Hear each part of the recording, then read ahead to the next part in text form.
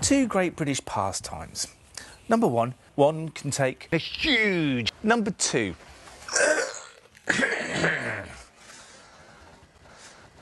Number two. The model German. It's also something one can take great pride in.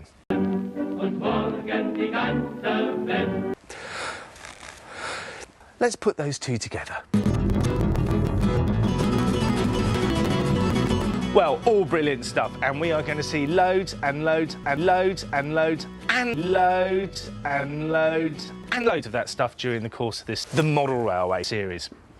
Now then, I want to tell you a story all about how my life got flipped turned upside down. And this story concerns an old long-lost nephew, Uncle Dichenfakkt, who in the early 70s used to collect large German small-scale model trains. And he had a huge layout. In a small attic, he found himself having to downsize. She gave him the elbow. She gave him the elbow. And so he moved into a small shed. Let's look at the facts. This garden is about 42,500 foot by 20 foot. It's not in the greatest of conditions. Over here is a rather dilapidated shed, for instance. There's some tatty creeping over this fence. And as you can see, I had Christmas last year. And nothing much happened, to be honest. And up at this end of the garden is where a British Leyland used to stand. It's the only thing I know the name of. I know nothing about gardening. I know very little about model railways. Isn't this good? That's around about the £2,000 mark. Yes. All very nice. What about that little green loco then? How much is that? You're looking at just under £500,000 mark. Yes. Very nice. What about that little green loco then? How much is that? Could I make my own? How much is that? Look at this tunnel portal cast out of concrete. How much is that? Are there kits available? The price can be brought down to something a little more reasonable. How much? You're looking at around about £1,500,000. Nice, isn't it? It is actually quite heavy, although I am obviously making light house. Now, I can't pretend that I'm going to build this. That would just be stupid. So I have got what I like to call an ex-Pratt, and my expert is called David Pratt, and he's right here. And he has built garden railways all over the world, of all shapes and sizes, and he has quite literally written the book about the subject. Yes. Would I be right in saying that?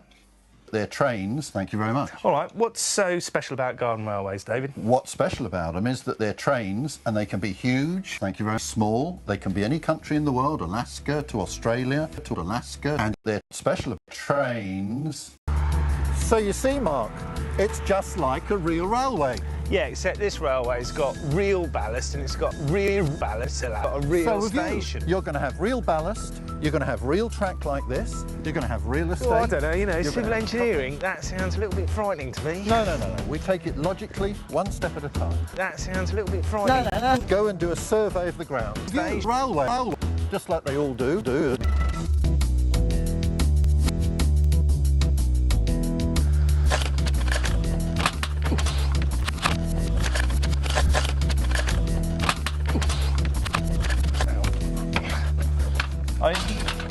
It's like, you know, this stuff. David Pratt. Well, this is a garden, David, as I was saying, and are you all right with that notepad, mate? Yes, fine. Now, I've sort of got an idea in my head how this is all going to work, and I thought, if I have the railway coming out of there... Just a minute. Before we do anything at all... If I have the model German coming out of there... Just a minute. We've got to survey... Yeah. Look at the ground. It's a real railway in the real world. Yeah. Just like Brunel did. Yeah. OK? Yeah. Now, why don't we start over there? Yeah. All right. OK? Go on.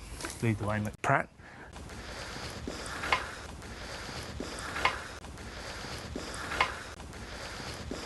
How's that, David?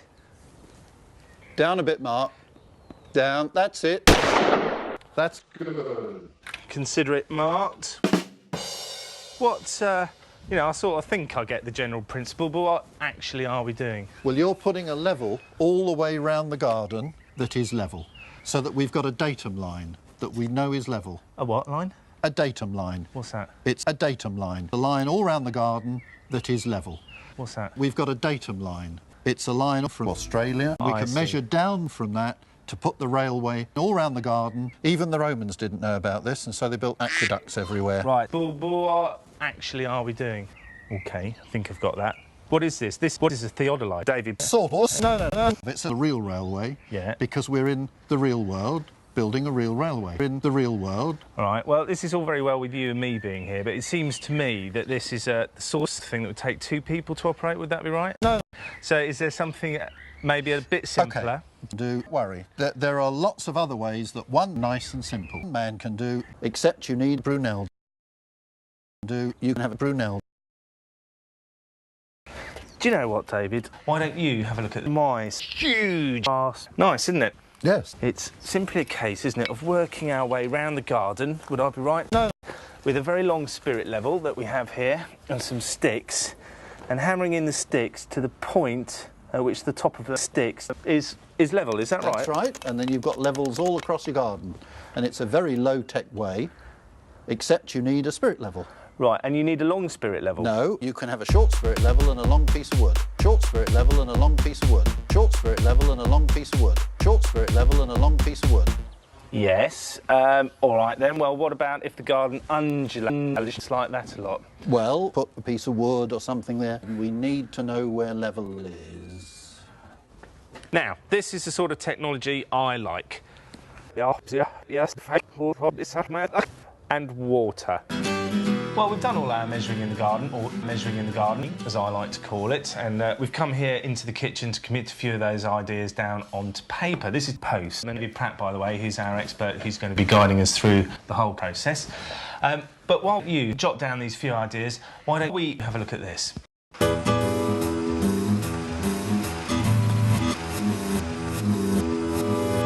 I'm Trevor Goodman, and this is my gauge railway here at Thurnley in Leicestershire. Now, that was something...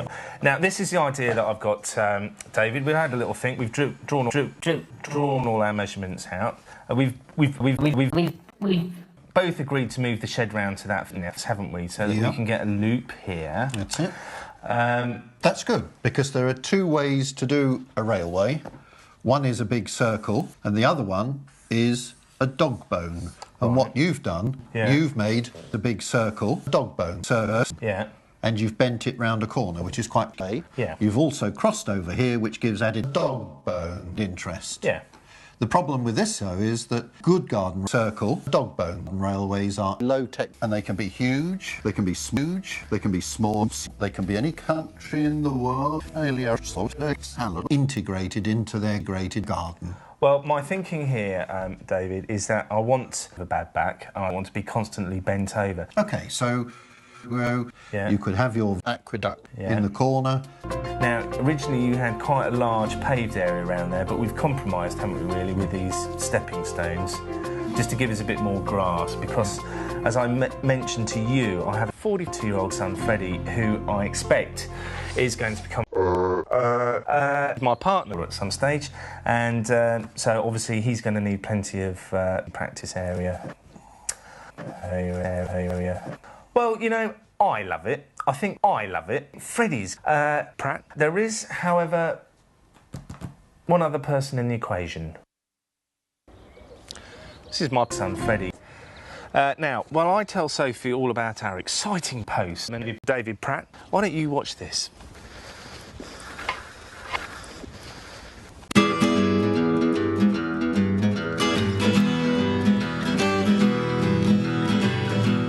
Well, I'm Cedric Joddle, and the name of the railway is the Ordinary Domestic Sandwich Box Railway, which my son made. Well, it's always been a hobby of mine, sandwich trains, and I never had room to produce one inside because I died. A good idea, if you have to have a sandwich remote from your control position, is to put them in a sandwich box. It's quick and train-proof. Well, it's only crockery. Believe it or not, she'll be fine, she'll be fine. I think this could be a good time to leave it. See you next time. And then it's going to go up round the rockery there, down past the pond, round the pond, underneath a pond bridge, which I always like pond bridges, and maybe a bit of a tunnel here. It's going to go back underneath that pond there, to the other platform there. Yeah. Yeah. Yeah. Yeah. And then double track back into the pond there.